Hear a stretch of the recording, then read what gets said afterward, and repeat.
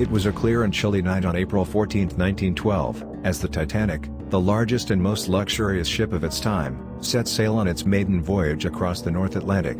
But just 4 days later, disaster struck. As the ship plowed through the icy waters, the crew was suddenly jolted by a loud crunching sound. They had collided with an iceberg. The crew immediately sprang into action, assessing the damage and realizing that the situation was grave. The captain ordered the distress call to be sent out and commanded the crew to prepare the lifeboats. But it quickly became apparent that the Titanic was taking on water at an alarming rate. The pumps were struggling to keep up, and the ship was listing heavily to one side. Passengers began to panic as they realized the gravity of the situation. The crew hastily lowered the lifeboats, knowing that they were the only hope of survival for those on board. But there were not enough lifeboats for everyone, and many were left stranded on the rapidly sinking ship. As the Titanic began to plunge beneath the waves, the lights flickered and went out, plunging the ship into darkness.